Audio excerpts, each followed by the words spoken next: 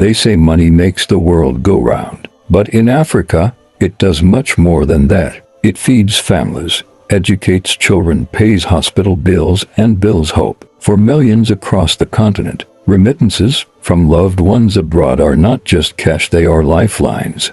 But in 2025, that lifeline came under attack, and many Africans still don't understand just how deeply it affects them. Because, while we celebrated small wins at home, a silent war was declared on African survival. A war not with bombs or bullets, but with policies, with taxes, with restrictions. And it started with a signature, President Donald J. Trump's signature. This is the story of how Africa's financial artery is being choked. Stay with me, and if this is your first time here, welcome to Storyteller African Tales. Subscribe now, because this is where the truth finds its voice. Let's begin. In early 2025, the United States passed what it proudly called the One Big Beautiful Bill, a sweeping legislative package that touches on immigration, foreign policy, and most dangerously remittances. Hidden in the heart of this bill is a policy designed to tax every remittance sent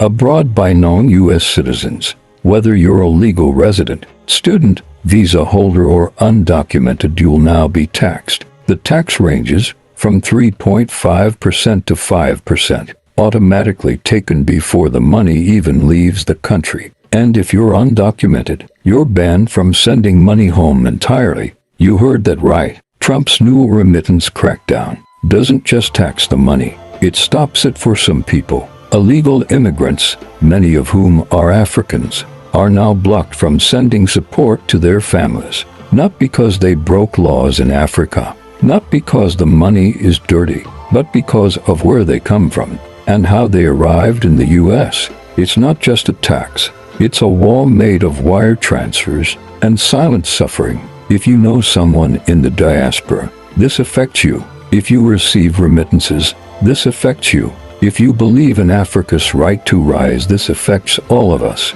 Subscribe to Storyteller African Tales and help spread awareness across our continent. We must not remain silent. Let's break this down. Nigeria, Ghana, Kenya, Ethiopia, Egypt, Morocco, Senegal, Somalia. Each of these countries receives billions of dollars annually from their diaspora. In 2024 alone, Africa received over $92 billion in remittances, more than all foreign aid and loans combined. These are not donations. These are hard-earned wages from African nurses, drivers, engineers, housekeepers, and students in the United States. They work, they send money, and now they're being punished for it. Trump's administration says the tax will help fund border security. But let's be clear, this is economic punishment. And it's not just the U.S. Treasury taking your money. Banks in Africa will lose trust. Diaspora platforms like Lenfi and Nala may be forced to increase fees. Informal, unsafe methods of money transfer will rise. And the ones who suffer most, the grandmother waiting for her insulin in Abuja, the schoolboy in Kisumu whose books are paid for monthly, the seamstress in Bamako trying to keep her shop open. Pause for a moment. Imagine if 5% of all the money sent to Africa was just erased. That's nearly $4 billion gone, stolen from the poor and redirected to a government that never earned it. What happens next? This is where the silence becomes dangerous, because so far African leaders are not speaking. Dio remains quiet, ICAOs is distracted, and few embassies are standing up for their citizens abroad. But not everyone is staying silent. Mexico's president has already called the policy unacceptable. Human rights activists in Europe are sounding alarms. Even some U.S. economists are warning this could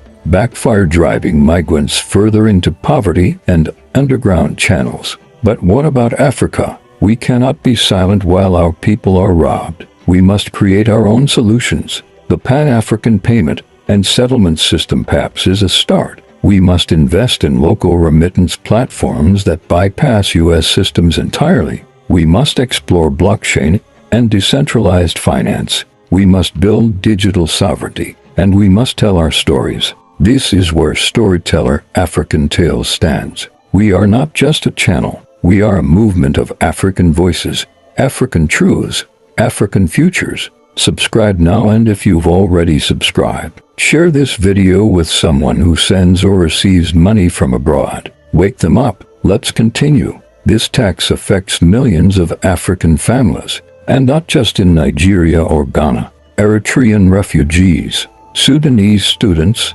Congolese workers, Zimbabwean builders, Africans from every corner of the continent depend on their diaspora to survive. And with this new policy, the message from America is clear. You're welcome to work, but not to care, not to send, not to help. But Africa's story does not end here. We have endured colonization. We have survived the exploitation of our minerals, our labor, and our culture. Now, they want to exploit our remittances. And we say no. We say, Africa must build. Africa must innovate. Africa must rise. Let this video be more than information. Let it be ignition, a spark of consciousness, a call to action. Comment below. Tell us how this affects you. Tell us which country you're watching from.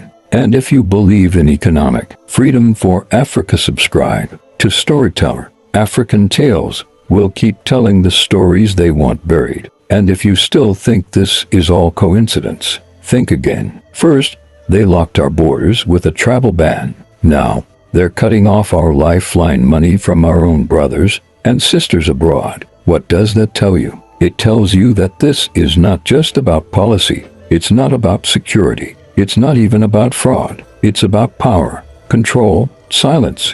When they block remittances, they're not just freezing transactions, they're freezing opportunity, freezing dreams, freezing the future of Africa's children. The young woman in Dakar who wants to start a fashion brand. The boy in Enugu whose school fees depend on an aunt in Texas. The mother in Addis Ababa feeding her family from her son's cleaning job in New Jersey. These are not criminals. These are the faces of Africa's resilience.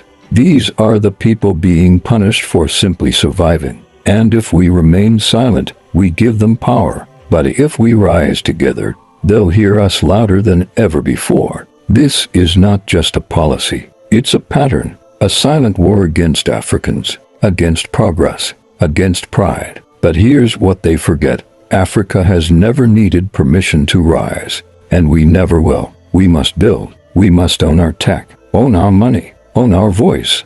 Let this be the wake-up call, not just another headline. We need every African voice, every diaspora leader, every digital creator, every student, every farmer, to realize we are in a fight for dignity, and the enemy is invisibility. We must not let them erase us from global narratives. We must not allow foreign policies to write the story of our survival. If you are African, anywhere in the world, and you believe it's time to stand, speak, and rise, then this is your moment. Let's take this pain and turn it into power. Let's take this silence and turn it into a storm. Let's take back the mic and speak for ourselves. Because if we don't tell our story, someone else will, and they will twist it. Africa, it's time. Rise up, speak out, and stay informed. Subscribe to Storyteller African Tales, because the world must hear us, in our voice, on our terms.